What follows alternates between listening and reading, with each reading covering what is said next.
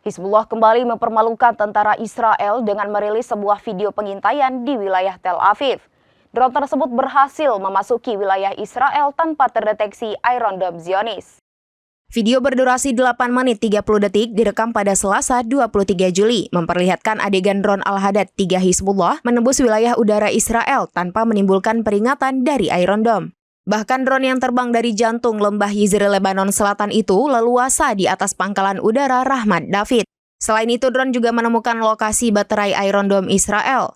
Video ini muncul setelah Hizbullah sebelumnya mempublikasi rekaman drone di pelabuhan Haifa dan situs sensitif Israel.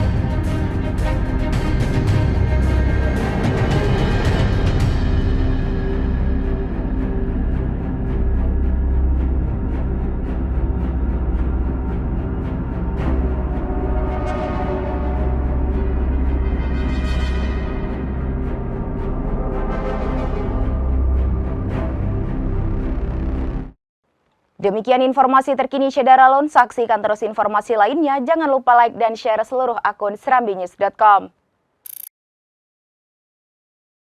Download Tribun X sekarang.